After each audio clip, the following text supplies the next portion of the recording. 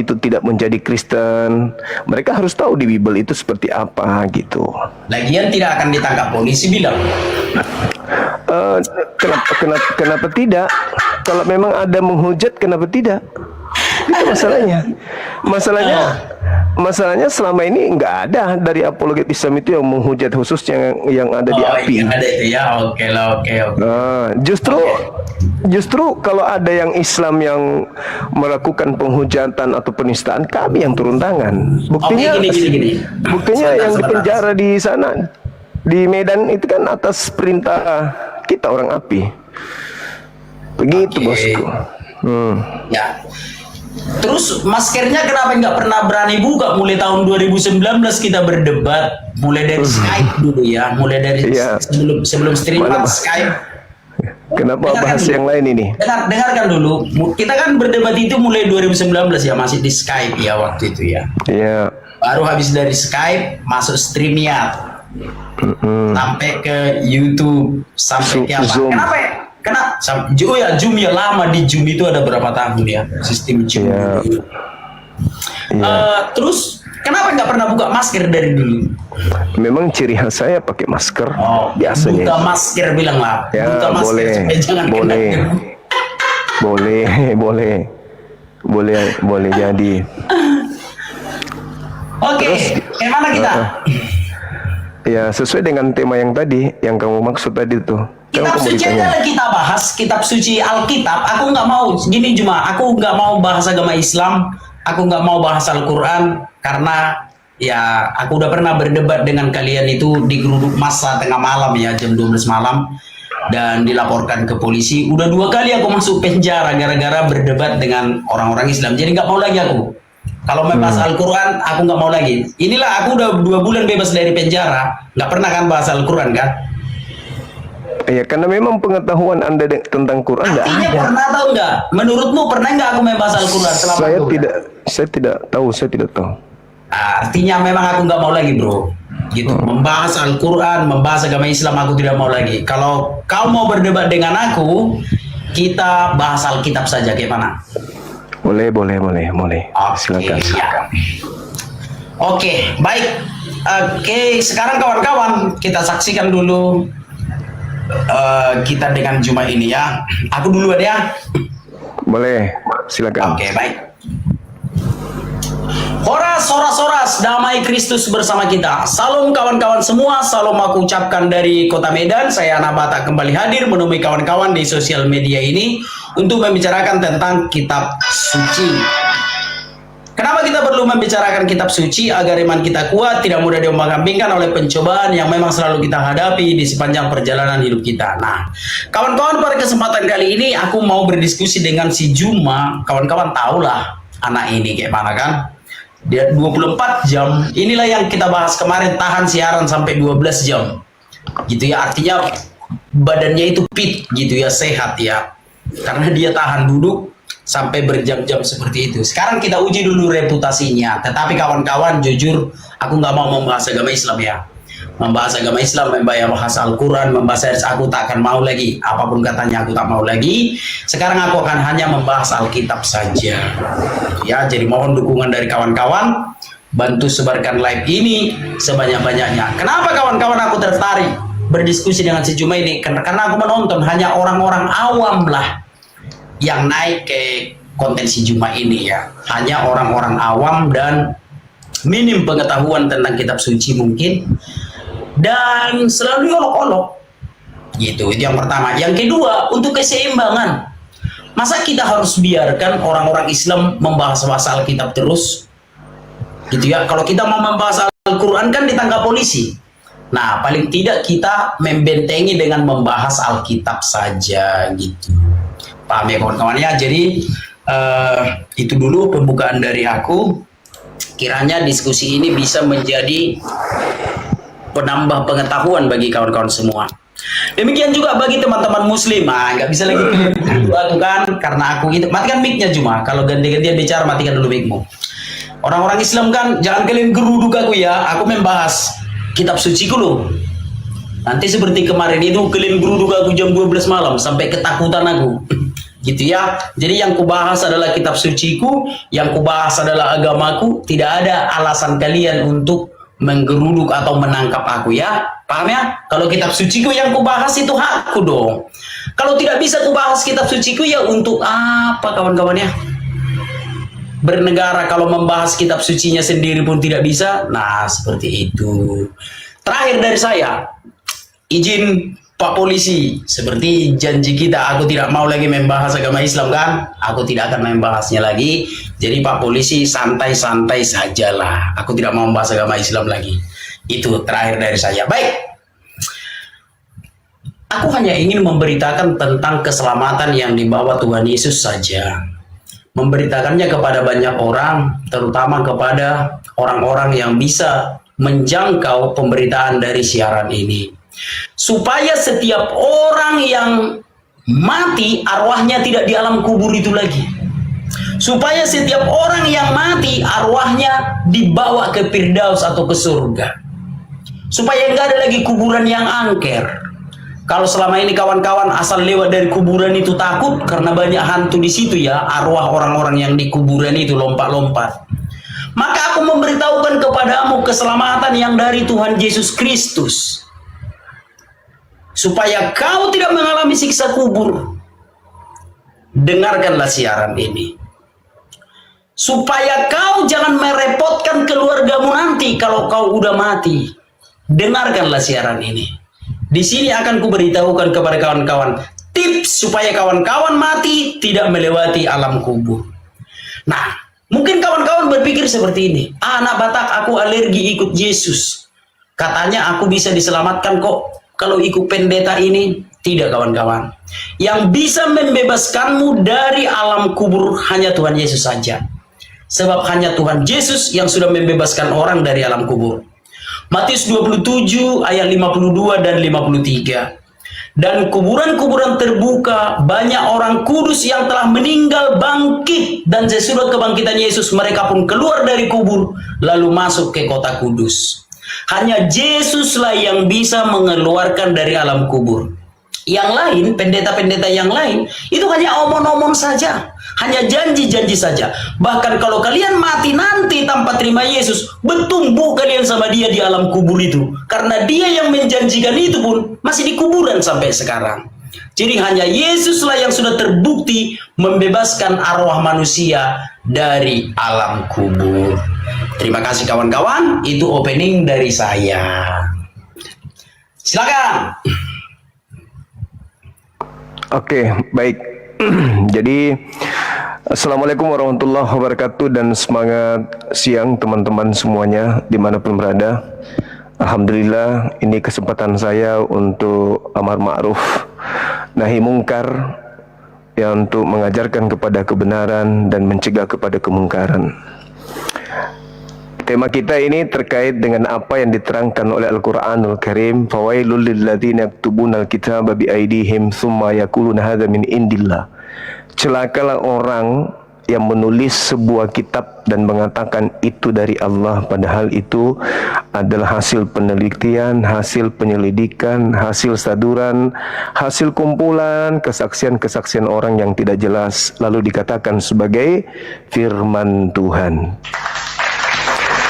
Al-Quran datang kemudian menjelaskan bahwa kitab mereka itu bukan firman Tuhan, tetapi hanya sangkaan-sangkaan terhadap nabi-nabi, lalu dibukukan, lalu diimani, dipercayai sebagai firman Tuhan. Nah, saudara Batak hari ini ingin mengajak berdiskusi tentang kitabnya.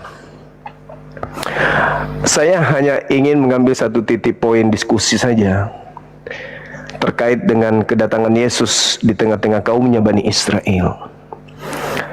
Yesus sebelum terjadi tragedi penyaliban, Yesus mengatakan bahwa akan datang banyak orang memakai namanya dan berkata dirinya adalah Sang Tuhan. Akulah dia. Jadi orang banyak ini memakai nama Yesus untuk menyesatkan banyak orang. Orang-orang Yahudi sudah berhenti sejak abad pertama, sejak Yesus terangkat ke langit. Orang Yahudi berhenti untuk mengajarkan Yesus keluar kepada bangsa lain. Murid-murid Yesus sudah pada habis. Mereka tidak lagi mengajarkan membawa nama Yesus keluar. Orang Yahudi memiliki sebuah pemahaman bahwa mereka punya agama bukan agama syiar. Agama Yahudi, tempat kelahiran Yesus itu bukan agama syiar seperti agama Islam atau agama Kristen. Berarti ketika dikatakan akan datang banyak orang memakai namaku dan berkata, akulah dia, mereka akan menyesatkan banyak orang. Satu-satunya kelompok yang memakai nama Yesus menyebar ke seluruh penjuru bumi hanya agama Kristen. Penjajah datang ke Nusantara memakai nama Yesus, lalu kemudian menyesatkan banyak orang-orang pribumi menjadi pengikutnya, yaitu menyembah makhluk yang keluar dari kubur dan mengaku Yesus itu adalah dirinya. Ini bukti bahwa apa yang dinubuatkan Nabi Yesus ketika datang di tengah-tengah kaumnya, Nabi Yesus menubuatkan datangnya para penyesat memakai namanya. Nah, di luar Yahudi yang memakai namanya untuk menjerat orang-orang di luar Yahudi sebagai pengikutnya, yaitu Kristen yang tadinya Katolik, kemudian diprotes oleh Martin Luther, muncullah kemudian sekte baru. Lalu sekte baru ini lagi-lagi mengambil hasil dari pengambilan kitabnya orang Yahudi, dan mereka juga mengambil kitab itu tersebut lalu mendirikan sebuah sekte. Nah, orang banyak yang memakai nama Yesus di atas muka bumi ini bukan Hindu, bukan Buddha, bukan ateis, apalagi Islam, dan juga bukan Yahudi. Satu-satunya kelompok di atas muka bumi ini yang memakai nama Yesus itu hanya Kristen. Berarti Kristen inilah yang menyesatkan banyak orang itu pakai nama Yesus. Dan memang terjadi di mana basis penjajah di Nusantara ini bersarang, di situ pengikutnya banyak. Misalnya di Makassar ini, di Sulawesi Selatan, di mana kemudian orang-orang penjajah ini memakai nama Yesus bermukim, menjadikan kemudian markas. Ya, disitulah kemudian keturunan yang hidup di wilayah itu menjadi pengikut agama yang dibawa oleh penjajah memakai nama Yesus. Itu fakta. Sekali lagi saya katakan bahwa di Markus 13 nomor 6, akan datang banyak orang memakai namaku dan berkata, akulah dia, mereka akan menyesatkan banyak orang. Siapa yang datang ke Nusantara ini memakai nama Yesus dan mendoktrin orang Yesus itu adalah Tuhan loh, Yesus itu adalah Elohim, Yesus itu adalah Allah, Yesus itu adalah Bapa yang turun ke bumi. Siapa mereka itu? Kata Yesus, mereka itu akan menyesatkan banyak orang. Orang Arab datang ke Nusantara tidak pakai nama Yesus. Orang Hindu tidak pakai nama Yesus. Orang Buddha tidak pakai nama Yesus. Hanya Kristen yang datang memakai nama Yesus. Jadi ya, kita harus waspada dengan kelompok ini sesuai dengan Markus 13:6, karena mereka memakai nama Yesus dan Yesus mengatakan mereka akan menyesatkan banyak orang. Saya kira begitu. Silakan. Oke, baik. Sebentar saya bikin waktunya ya. Berarti ada 3 item tadi kawan-kawannya yang harus kita jawab ya. Ini sudah menjadi tanggung jawab. Jadi baik, jadi kawan-kawan, sebagai seorang apologet, apalagi anak Batak, bisa dikatakan apologet senior ya, harus menjawab itu ketiga item itu kawan-kawan ya. Harusnya tadi sang debater yang menjawab ini, tapi sang debater sudah pensiun ya. Oke lah. Yang pertama, celakalah orang yang menulis kitab suci. Nah, dia mengutip ayat Al-Quran ini, tapi aku nggak membicarakan Al-Qurannya ya. Artinya gini, memang benar kitab suci orang Kristen itu tulisan manusia. Kenapa? Karena di dalam iman Kristen, kitab suci jatuh dari langit itu dongeng. Kitab suci jatuh dari langit terletak ke pangkuan anak kecil itu dongeng. Kan itu dongeng Yahudi sebelum Masehi sudah ada, dan itu ditemukan di dalam buku yang ditulis oleh filsuf-filsuf Yunani. Jadi kitab suci jatuh dari langit ke pangkuan anak kecil bagi iman Kristen itu dongeng, bukan kitab suci bagi kami itu ya. Jadi kitab suci orang Kristen adalah tulisan manusia, gitu ya saudaraku ya. Kalaupun Allah mau mengatakan kami celaka, ya sudahlah. Artinya kami mengimani kitab suci kami itu adalah tulisan manusia. Itu yang pertama. Yang kedua, kedatangan Yesus di Bani Israel dan memperingatkan akan banyak yang datang. Oh, tentang nabi-nabi palsu itu. Nah, itulah enaknya di Alkitab.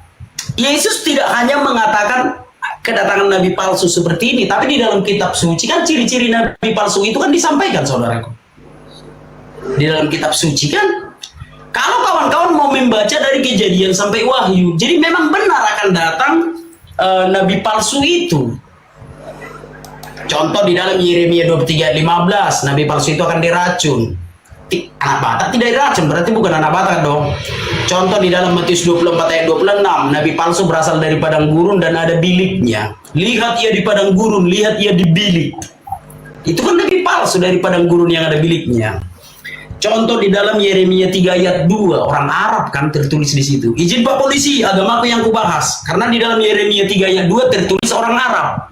Gitu ya. Artinya gini, kita nggak bisa menuduh seseorang nabi palsu, nggak boleh.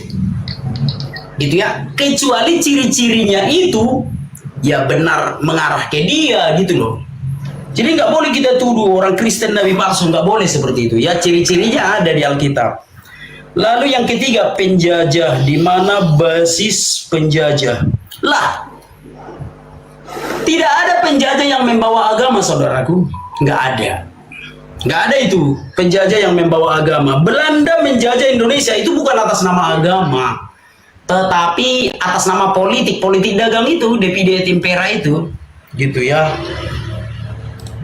Penjajah membawa bahwa Islam. Oh gini, Indonesia, berbicara Indonesia kan Hindu Buddha, saudara. Indonesia itu kan Hindu Buddha, sama-sama agama impornya kita. Gitu ya, Indonesia itu beragama Hindu Buddha. Dan aku nggak percaya seluruh warga Majapahit itu pindah agama kalau tidak ada sesuatu, nggak percaya aku. Semua masyarakat itu beragama Hindu Buddha. Kerajaan Majapahit dan terakhir itu di bawah Prabu Brawijaya V. Kalau dengan ikhlas mereka pindah agama, taruh kuping aku berani. Kalau bukan karena ada sesuatu, nggak mungkin satu negara pindah agama. Maka bagaimana kita cara mengetahuinya? Bacalah sejarah yang ditulis oleh yang kalah. Jangan hanya baca sejarah yang ditulis oleh pemenang. Paham ya saudaraku ya? Jadi sama-sama agama impornya kita. Bahwa agama Nusantara itu kejawen, yang macam-macam lah. Kalau Kristen itu agama pendatang. Maaf, nggak kusebut agamamu ya. Artinya Hindu Buddha lah agama yang ada di Nusantara. Semoga kawan-kawan paham. Dan aku nggak percaya semua warga kerajaan Sriwijaya itu pindah agama dengan ikhlas. Nggak percaya aku. Pasti ada paksaan. Kenapa Brawijaya V hendak melarikan diri ke Bali? Makanya jangan hanya baca sejarah yang ditulis oleh pemenang. Apa sebabnya? Kalau dengan ikhlas, kenapa Brawijaya V hendak melarikan diri ke Bali? Nah, seperti itu ya. 1, 2, 3. Udah aku jawab 3-3-nya gitu.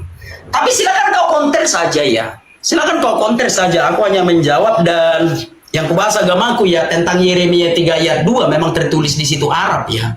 Di dalam Yeremia 3 ayat 2. Itu yang bisa ku sampaikan, silakan dibantah saja. Itu dia.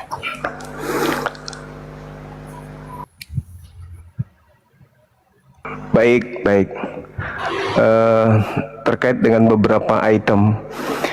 Jadi ketika saya membahas terkait dengan banyaknya orang yang datang memakai nama Yesus, Tamer. Itu nggak ada bantahan ya teman-teman, nggak ada bantahan. Akan datang banyak orang memakai nama Yesus, lalu kemudian saudara anak Batak ini malah lari ke kitab yang turun dari langit langsung. Dia lupa baca bahwa di dalam kitab Wahyu 14 di situ diterangkan bahwasanya ada Injil. Menurut mereka Injil ini kan kitab. Ada kemudian Injil yang dibawa oleh seorang malaikat ya yang terbang dari langit kan gitu. Artinya kalau dia mengatakan Injil itu adalah Yesus, berarti Yesus ini ditenteng sama malaikat dari langit. Tapi kalau dia mengatakan Injil, kitab, ketetapan, berarti ada kitab yang muncul di tengah-tengah langit dibawa oleh malaikat turun ke bumi. Nah, kenanya di situ. Kemudian ketika berbicara mengenai nabi palsu yang ada di Yeremia 23, anak bata ini kurang belajar. Di situ tidak dikatakan bahwa Arab itu sebagai nabi palsu, tapi ditekankan di data 15-nya Yeremia 23. Yang dimaksud di situ adalah nabi-nabi yang berasal dari Yerusalem. Dibaca lagi, belajar lagi supaya tidak ditertawakan sama orang Islam. Kemudian ketika saudara berbicara tentang nabi palsu, di dalam 1 Yohanes 4, antikristus itu dikatakan sekarang telah datang antikristus. Sekarang itu abad pertama. 1 Yohanes 2 nomor 7, antikristus itu sekarang tiba di masa itu. Nomor 18-nya, antikristus itu ada di antara kita dan dia tidak benar-benar berasal dari kita. Jadi memang antikristus itu berasal dari tengah-tengah kaumnya Bani Israel itu sendiri. Kemudian Yesus sendiri menerangkan di dalam kitab Yohanes 12 nomor 31. Yesus mengatakan bahwasanya sekarang berlangsung penghakiman atas dunia ini. Sekarang juga iblis dilemparkan keluar. Sekarang itu abad pertama. Kemudian kenapa saya membawa Al-Quranul Karim? Karena di dalam pengajaran orang Yahudi, Yohanes 6, Yohanes 4, jelas dikatakan di sana, jangan kau menambahi, jangan kau mengurangi.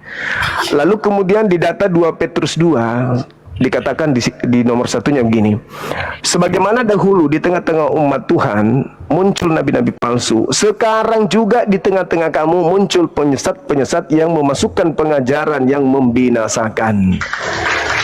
Nah, jadi sekarang itu selalu berbicara abad pertama. Penyesat itu abad pertama. Nabi palsu itu abad pertama. Antikristus itu abad pertama. Semuanya di abad pertama. Dan yang datang memakai nama Yesus itu juga abad pertama. Nama Yesus dibawa ke barat, dibawa kemana-mana dari abad pertama. Menyesatkan banyak orang, di antaranya ya apa yang ada di Indonesia ini yang mengikuti agama penjajah. Memakai nama Yesus. Kalau Anda membawa kerajaan-kerajaan, Alhamdulillah, umat Islam datang dari luar masuk ke Nusantara tidak memakai nama Yesus. Sedangkan penjajah masuk ke Nusantara memakai nama Yesus. Sedangkan yang dimaksud penyesat di sana memakai nama Yesus. Sedangkan penjajah masuk ke Indonesia itu memakai nama Yesus. Orang-orang Hindu yang ada di pribumi ini pindah agama ke agama penjajah itu karena memakai nama Yesus. Semuanya karena memakai nama Yesus. Akan datang banyak penyesat memakai namaku dan berkata, akulah dia di situ adalah Tuhan langit dan bumi. Orang Kristen itu diajarkan bahwa Yesus itu adalah Tuhan langit dan bumi yang turun mengambil rupa daging. Mereka adalah penyesat yang akan menyesatkan banyak orang. Itu pasti dan tidak ada keraguan di dalamnya. Jadi ketika dikatakan di dalam kitabnya saudara, Yohanes 14:30, maksudnya Yesus di sini dia katakan, tidak banyak lagi aku berkata-kata kepadamu, sebab penguasa dunia akan tidak berkuasa sedikit pun atas diriku, dan sekarang juga penguasa dunia itu telah ada. Sekarang itu di abad pertama. Di abad pertama. Jadi sekali lagi saya katakan kepada saudara, orang banyak yang datang memakai nama Yesus, baik itu masuk ke dalam Yerusalem atau keluar dari Yerusalem, menyebar kepada seluruh bumi, itu hanya Kristen. Yang memakai nama Yesus itu Kristen. Tidak pernah Yesus mengatakan, berbahagialah akan datang banyak orang memakai namaku untuk menyelamatkan banyak orang. Enggak. Yesus mengatakan datang memakai namaku dan menyesatkan banyak orang. Dan yang pergi ke seluruh penjuru bumi memakai nama Yesus itu hanya Kristen. Jadi penyesat yang banyak itu adalah dari gereja, bukan dari masjid. Untunglah kamu mengatakan itu. Oke, untunglah kau yang bilang masjidnya itu jangan aku ya. Kalau aku nggak mau membilang itu. Baik. Kalau mungkin tadi aku tidak menunjukkan datanya, jadi sekarang aku tunjukkan datanya kawan-kawan ya. Supaya jangan kawan-kawan berpikir, anak Batak nggak jelas, anak Batak nggak jelas. Nah. Layangkanlah matamu ke bukit-bukit gundul dan lihatlah di mana kalau engkau tidak pernah ditiduri. Di pinggir-pinggir jalan engkau duduk menantikan kekasih seperti seorang Arab di padang gurun. Engkau telah mencemarkan negeri dengan jinahmu dan dengan kejahatanmu. Jadi kalau di dalam iman Kristen itu memang jelas ya, simbol perzinahan itu dituliskan seorang Arab. Ini dia bang, supaya jangan dituduh menghujat ya ini ya. Seorang Arab di padang gurun. Jadi bukan kukarang-karang itu, gitu loh kawan-kawannya. Jangan nanti kalian bilang kukarang-karang. Makanya hati-hati kalian terhadap seorang Arab yang di Alkitab itu ya. Awas, negeri tercemar loh dengan zina. Coba kita ulang. Tadi ya. Layangkanlah matamu ke bukit gundul di manakah engkau tidak pernah ditiduri, ya masalah selangkangan. Di pinggir-pinggir jalan engkau duduk menantikan kekasih seperti seorang Arab di padang gurun. Engkau telah mencemarkan negeri dengan jinahmu dan dengan kejahatanmu. Ya kalau bukan kejahatan ya jinah. Itu aja, dua-dua itu aja. Apa itu kejahatan? Ya berbagai macam kejahatan. Haleluya, duar katanya kejahatan. Kalau enggak kejahatan ya jinah. Itu aja nanti. Jadi waspadalah terhadap seorang Arab di padang gurun yang dituliskan di Alkitab ini ya, bukan yang lain ya. Maksudnya yang di Alkitab ini, itu dia. Itu yang pertama. Yang kedua, menurut mereka Injil itu kitab. Sorry saudaraku, Injil itu bukan kitab. Bukan. Kalau di dalam keyakinanmu cuma Injil itu kitab, ya sudah kita saling menghormati saja. Ya, kita saling menghormati saja. Di dalam iman kami, Injil itu bukan kitab. Injil itu berasal dari bahasa Yunani yang terdiri secara etimologi Euangelion. Itulah arti Injil, gitu ya. Euangelion yang artinya kabar baik. Jadi Injil itu bukan kitab, saudaraku. Jangan paksakan imanmu ke iman kami, gitu ya. Jadi sekali lagi, ini sebenarnya udah pernah kita bahas cuma. Kitab itu bukan Injil, Injil itu bukan kitab, paham ya? Tetapi Injil itu berasal dari dua kata dalam bahasa Yunani, Euangelion yang artinya kabar baik, gitu ya. Nah, semoga kau paham. Dan itu berasal dari bahasa Yunani. Maka ada satu kitab katanya ini tidak ada campur-campur bahasanya. Lah ternyata Injil itu ada di kitabnya dan berasal dari bahasa Yunani. Tapi nggak boleh kita tanya ini ya, awas ditangkap polisi nanti. Oke, itu tadi. Yang kedua, membawa namaku, kalian yang membawanya loh. Kalau kami mana pernah membawa nama Yesus ke agama kalian, enggak, kalian yang membawanya. Siapa nama Yesus kalian bawa-bawa? Aisyah. Kan kalian yang membawa nama Yesus. Kalau kami wajar karena kami itu orang Kristen. Kalian yang membawa-bawa nama Yesus. Kalian bilang, Aisyah. Mananya? Jelas ya? Perhatikan cuma biar bisa kau jawab. Kalian yang selalu membawa-bawa nama Yesus. Sekalipun kami tidak mau mengimaninya ya. Kalau kami ya wajar kami bawa nama Yesus. Kalian bawa-bawa juga. Tapi kalian ganti namanya menjadi Aisyah. Begitu, semoga kalian kau paham cuma. Berikutnya penjajahan, lalap lagi penjajahan. Enggak ada penjajah mengatasnamakan agama, bro. Kalau misi Belanda memberitakan firman Tuhan di Indonesia 350 tahun, oh itu kelamaan. Indonesia merdeka 1945, tidak ada lagi penjajahan. Jumlah orang Kristen 1%. Sekarang jumlah orang Kristen sudah 10% tanpa penjajahan. Jadi kalau Belanda menjajah Indonesia mengatasnamakan agama, nggak sampai 350 tahun, Indonesia ini udah Kristen. Jadi Indonesia itu menjajah saudara-saudaraku atas nama dagang, atas nama pemerintah mereka. Gitu ya, makanya kita mengenal itu organisasi dagang mereka itu VOC. Adalah organisasi dagang mereka. Jadi tidak ada penjajah yang mengatasnamakan agama. Di penjajah di negara manapun itu tidak akan pernah ada. Di mana-mana penjajah itu murni politik. Sekali lagi, di mana-mana penjajah itu murni politik untuk menguasai satu wilayah tertentu. Itu, silakan. Oke, baik. Jadi saudara, ketika saudara mengatakan Arab itu sebagai pezina, buktinya itu tidak tergenapi kalau itu yang Anda. Saya minta nanti Anda buktikan lagi, Anda selami lagi data yang Anda bawa itu. Habis itu Anda jelaskan apakah tuduhan itu sebagai Ini pesinan dulu si Arab ini. tamer.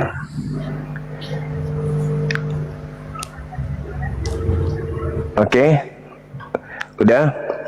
Nah, jadi Anda tunjukkan di situ apakah di situ berbicara tentang nabi palsu yang Anda bahas tadi di kitab Yeremia. Karena di data 15-nya jelas nabi yang dimaksud itu adalah yang di Yeremia, kan gitu. Anda nggak membantah data-data saya bahwa antikristus itu datangnya di abad pertama, bukan di abad ke-7, tapi di abad pertama. Sekarang itu berarti pada masa itu. Lalu kemudian Yesus mengatakan kepada orang Yahudi, bukan kepada orang Kristen. Justru orang Kristen belum datang tuh. Nanti orang Kristen datang memakai nama Yesus. Kalau Anda mengatakan kami umat Islam datang membawa nama Yesus, kapan kami bawa nama Yesus? Kapan? Kalau kami bawa nama Yesus, orang itu kemana? Ke masjid. Bukankah yang datang membawa nama Yesus itu menghantarkan orang ke gereja? Kenapa jadi kami yang tertuduh? Sementara yang menyembah Yesus, yang mengatakan Yesus itu adalah Dia Sang Tuhan, itu kan kalian, bukan kami umat Islam. Justru kedatangan Islam untuk menghentikan orang banyak ini agar tidak menyesatkan dunia. Jangan memakai nama Yesus menyesatkan orang banyak. Itu fakta, itu real. Nah, Anda nggak bisa membantah di situ. Yesus yang mengatakan kepada kaumnya Bani Israel, bukan kepada Kristen. Islam di luar, Kristen di luar. Nah, siapa di antara dua bangsa ini, dua kelompok ini yang menyebar ke seluruh bumi dengan melakukan penjajahan, setelah orang dalam ketakutan, dalam kecaman, terancam, kelaparan, muncul misionaris pakai nama Yesus. Contoh misalnya di Makassar ini, datang Belanda, menghujani Makassar dengan peluru. Sisa-sisa yang mati, yang hidup, akan kelaparan, ketakutan, mencekam. Datanglah mereka membawa misionaris untuk membaptis orang-orang yang dalam keadaan takut. Di mana suaminya pada meninggal, dibom oleh Belanda. Di mana anak-anaknya menjadi yatim karena orang tuanya dibunuh oleh Belanda yang agamanya Kristen. Setelah itu mereka digiring, dibaptis, menjaga gereja. Makanya warisan peninggalan Belanda yang datang ke Nusantara itu apa namanya? Masjid, gereja. Lembaga yang diwariskan penjajah apa namanya? Lembaga Bible Indonesia. Mereka yang membawa nama Yesus masuk ke Nusantara, bukan orang Arab. Jadi Anda harus fokus kepada materi. Ketika Yesus mengatakan waspadalah kepada penyesat yang datang kepadamu, mau di situ Bani Israel. Siapa yang datang pada saat itu memakai nama Yesus kepada Bani Israel? Islamkah? Umatnya Nabi Muhammad kah? Umatnya Nabi Muhammad abad ke-7 yang datang kepada orang Yahudi memakai nama Yesus hanya Romawi. Tentara Romawi menghancurkan Yerusalem memakai nama Yesus. Kenapa Anda loncat ke abad ke-7? Antikristusnya itu ada di abad pertama. Sekarang contoh. Ini tolong Anda jawab nanti ya. Di dalam 2 Petrus 2. Sebagaimana nabi-nabi di tengah-tengah umat Tuhan muncul nabi-nabi palsu, demikian juga sekarang di antara kamu ada pengajar-pengajar. Sekarang itu kapan? Petrus ditulis kapan? Sekarang ada pengajar-pengajar palsu yang memasukkan pengajaran yang membinasakan. Pertanyaan saya tolong dijawab. Siapa yang memasukkan ajaran baru ke dalam kitabnya Yahudi? Jadi saya kasih contoh ya. Ini kitabnya Yahudi nih. Ini kitab Tanak. Coba lihat saya. Lihat saya bang, lihat saya. Ini kitab Tanak, kitabnya Yahudi. Tiba-tiba ada yang memasukkan kitab baru di abad pertama, masuk bergabung begini, menjadi satu kitab ke dalam kitabnya Yahudi. Siapa ini?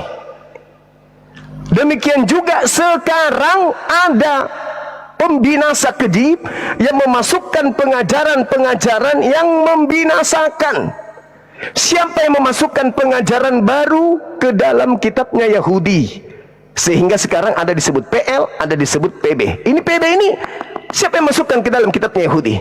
Inilah yang dipakai orang-orang banyak itu untuk membinasakan banyak orang. Sekarang juga ada penyesat-penyesat yang memasukkan pengajaran yang membinasakan. Nah, siapa yang memasukkan pengajaran baru ke dalam kitabnya orang Yahudi di abad pertama? Jawab itu, jawab. Silakan.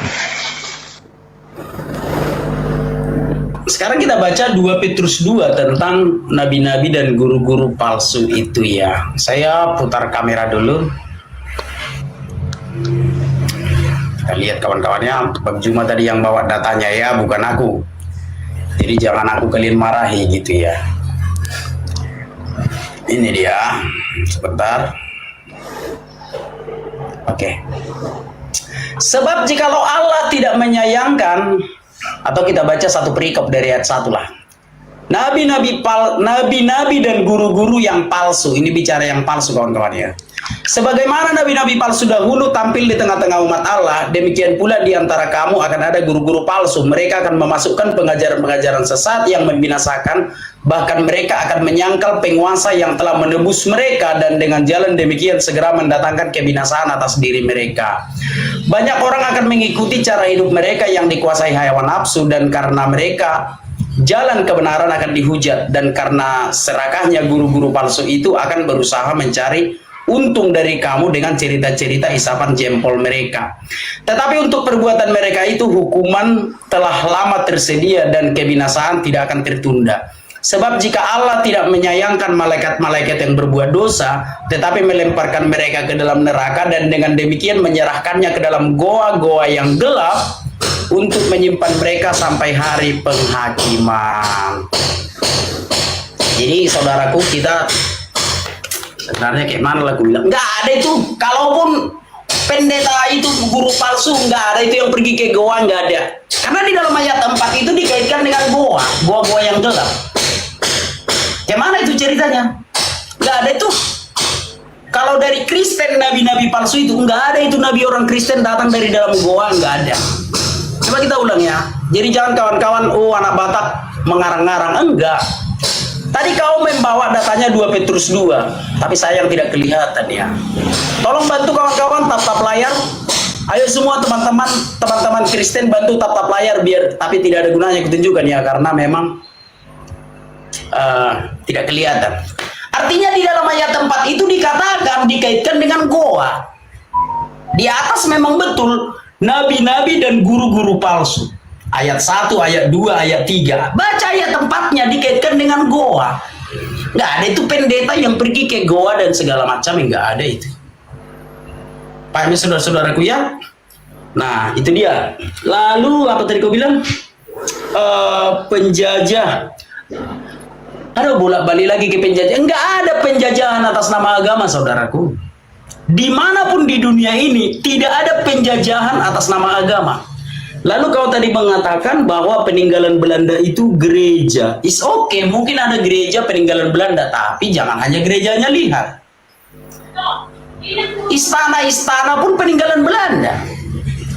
Maksudmu istana Bogor itu siapa yang bangun? Nah, seperti jembatan-jembatan lah, nggak usah lah istana, terlalu sensitif nanti kalau kita bahas itu. Jembatan-jembatan yang kita nikmati di Indonesia ini masih banyak jembatan Belanda. Contoh seperti di kota Medan. Pendiri kota Medan, wali kota Medan pertama itu kan orang Belanda. Jadi jangan hanya mengambil yang buruknya saja. Bahwa Belanda juga meninggalkan sesuatu yang baik, yang berguna bagi bangsa kita. Itu tadi. Lalu apa tadi kau bahas lagi? Yang membawa nama Yesus.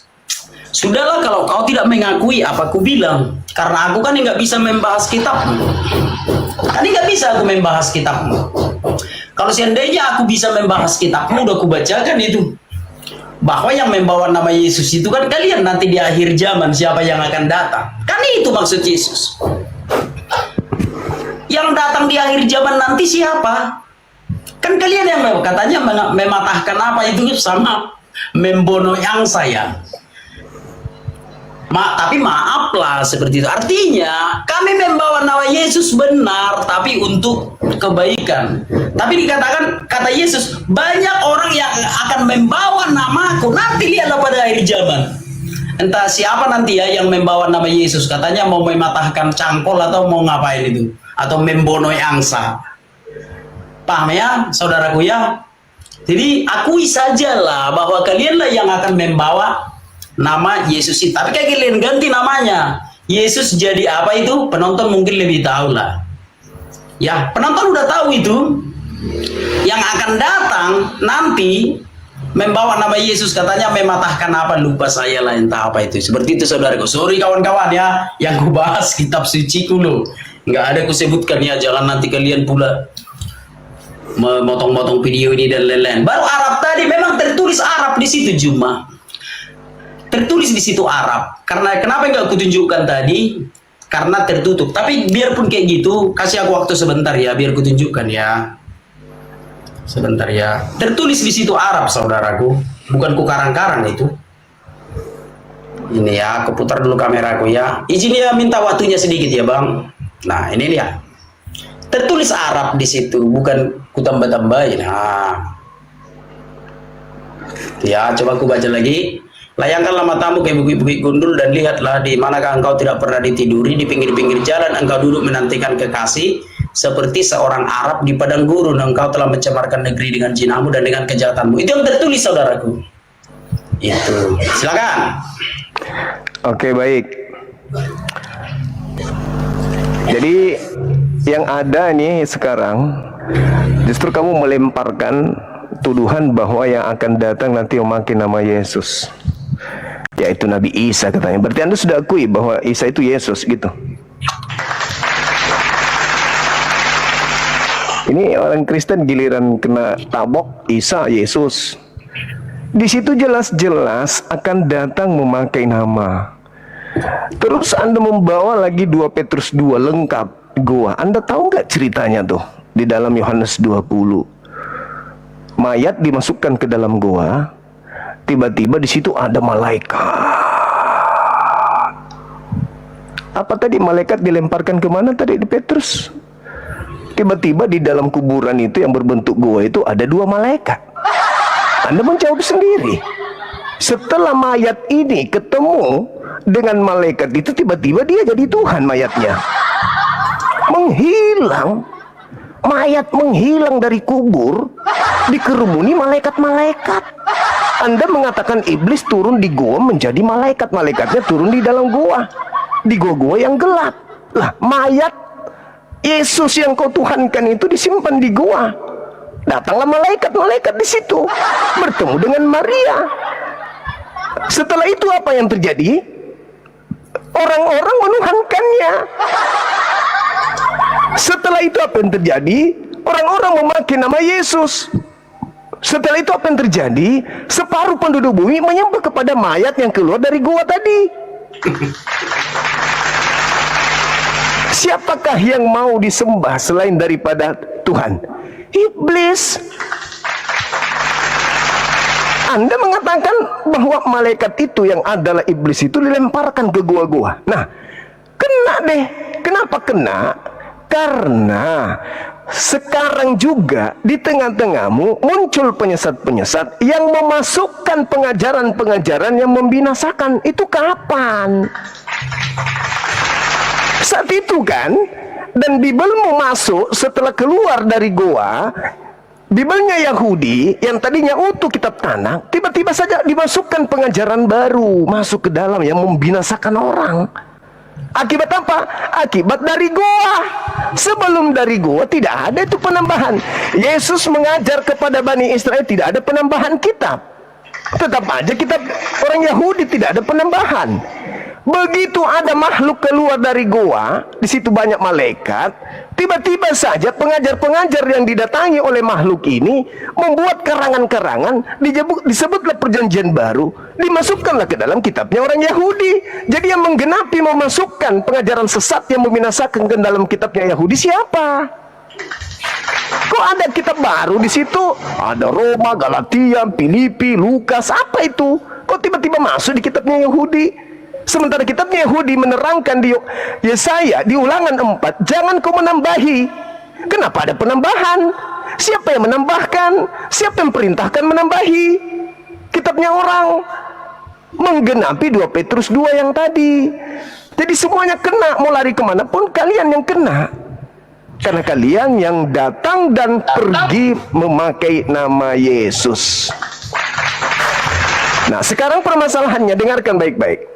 Dengarkan. Di Markus 13 nomor 6, akan datang banyak orang memakai namaku dan berkata, akulah dia. Di mana Nabi Isa diajarkan bahwa dia itu adalah Allah?